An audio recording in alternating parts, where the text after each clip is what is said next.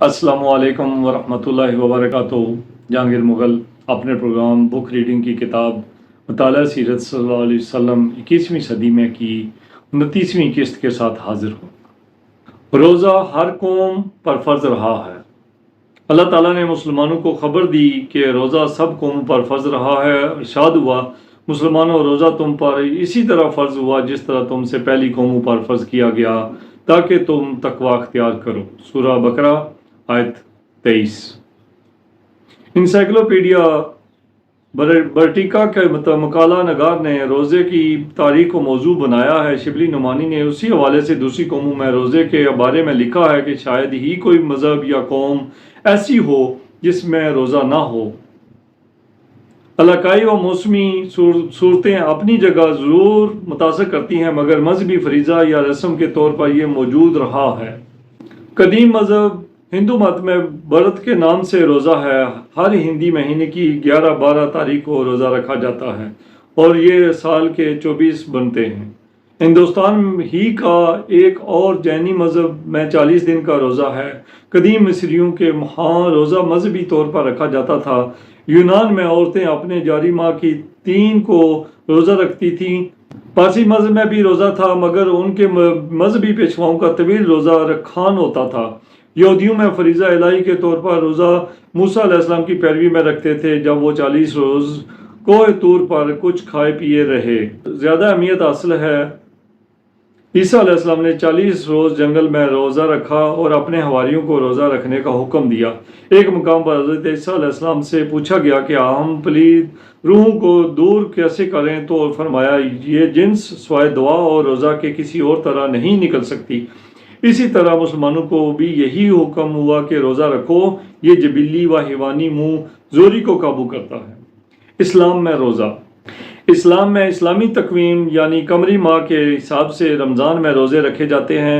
ये कमरी हिसाब से 29 या 30 दिन के होते हैं। कमरी तकवीम में 355 दिन एक साल के बनते हैं, जबकि शमसी साल में ये 365 दिन होते हैं। रोज़ा चाँद देख कर रखा जाता है और 29वीं या 30वीं को चाँद नज़र आ जाए तो रोज़ा का इख्तिताम होता है। इसका आगाज़ यानी सहरी सुबह तुलुआ फजर से पहले और अफ्तारी सूरज के गुरूब के साथ ही हो जाती है।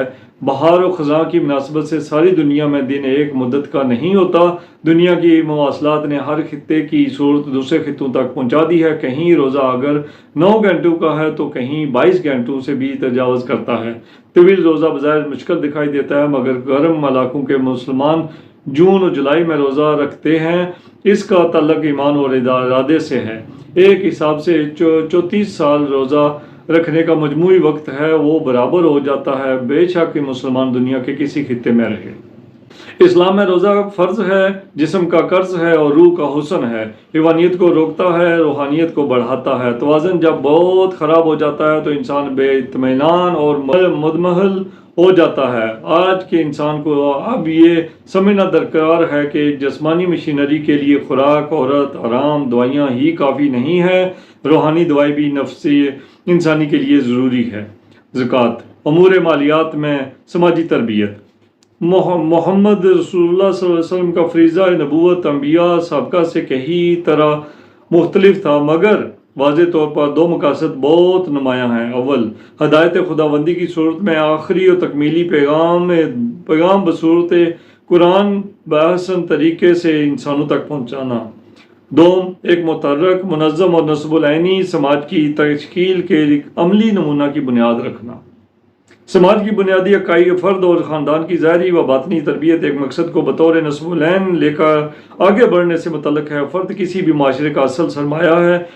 ये दुरुस्त है तो ख़ानदान दुरुस्त या वो मुअज़्ज़ज़ होगा। ख़ानदान के दुरुस्त और मुअज़्ज़ज़ होने से माशरा मिसाली होगा, मुतहर्रिक होगा, मकसदी होगा। इसमें इंसान की नफ्सियात है, उसकी जिस्मानी तरकीब है, उसकी रूहानी हैयत है। ज़ाहिरी और बातनी तमाम इंसानी नफ्सियात, तरकीब और हैयत का खालिक और मालिक खुदा है। खुदा ने हिदायत भी इन्हीं हक़ाइक़ के मुताबिक दी है। इसमें अवलीन ईमान और इसके अकायदी लवाज़मात हैं, और फिर उनको तक़वियत देने के लिए अरकानियात हैं, जिनमें ज़कात है। ज़कात बज़ाहिर माली अमूर से मुतल्लिक़ है। जदीद दुनिया और जदीद इल्म में माली अमूर कतई मादी कसा हैं। جسمانی بود و باش اور اچھی فعالیت سے متعلق ہیں۔ جدید مادی دنیا نے یہاں دھوکہ کھایا ہے۔ دھوکہ اس طرح کھایا کہ مال کو محض آسودگی کے لیے رکھ چھوڑا اور آسودگی ممکن بھی ہوئی مگر باطنی آسودگی نہ ہوئی، اور انسان کی ظاہری آسودگی بھی اس کی باطنی بے اطمینانی کو اطمینان نہ دے سکی۔ اسلام کے اندر زکوٰۃ کا نقطہ کمال یہ ہے کہ آسودہ حال اپنی آسودگی کے باطنی پہلو کے حصول کے لیے زکوٰۃ دے۔ باطنی آسودگی اور اطمینان کا تعلق فرد کی بہیمیت یا حیوانیت کو اعتدال پر رکھنے سے ہے اور صفت ملکوتی کو بڑھانے سے ہے۔ صفت بہیمیت جتنی عدالت سے اوپر جائے گی، یعنی محض اور محض مادی طلب کو پروان چڑھایا جائے گا، تو ملکوتی یا روحانی پہلو تشنہ رہ جائے گی۔ بے اطمینانی بڑھے گی، نفسا نفسی ہوگی، تو فرد اور معاشرہ ذہنی انتشار میں مبتلا ہوں گے۔ زکوٰۃ مالی اعتبار سے فرد کی جہاں ظاہری تربیت سے تعلق رکھتی ہے، وہیں اس کے باطنی کمالات ہیں۔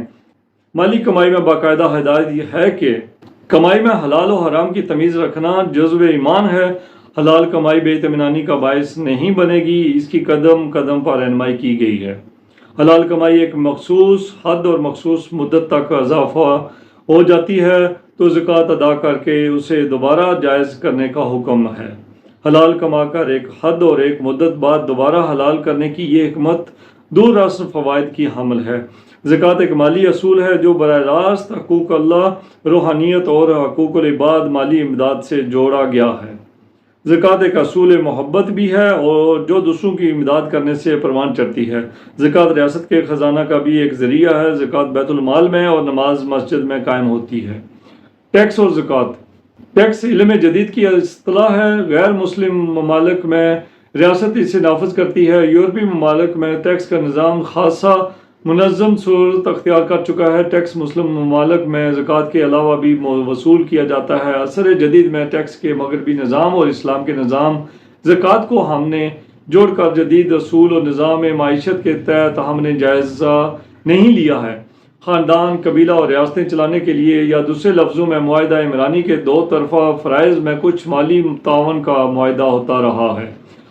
آپ صلی اللہ علیہ وسلم نے جب یہ باقاعدہ مدینہ منورہ میں ریاست قائم کی، یہ تحریری دستور کے تحت دنیا کی پہلی ریاست کہی جا سکتی ہے۔ اس کے باوجود اس کے محرک رسول اللہ صلی اللہ علیہ وسلم تھے اور مقامی آبادی کافی حد تک مسلمان ہو چکی تھی۔ انسان کو دستور کا محور بنایا، انسان کو ریاست کا مرکز قرار دیا، مرضی بیعت کو ضروری ٹھہرایا، تمام فریقین کو بڑے مقصد جان مال ابرو کی حفاظت کے لیے متحد کیا، ہر طرح کے امتیاز کی نفی کی، مذہب، رنگ، زبان، قبیلہ، خاندان، کسی طرح کے امتیاز کو اولویت نہیں دی۔ یہ انسان کے ایک ہو کر رہنے اور آگے بڑھنے کا ایک مثالی نمونہ و سبق تھا۔ مغرب کے علم جدید نے اسی اصول کی پیروی کی اور اسے انگریزی میں سیکولر کہا، اور مسلم ادب میں اس کا ترجمہ لادین کر کے ہمارے علماء نے خود ہی غلط فہمی کو جنم دیا۔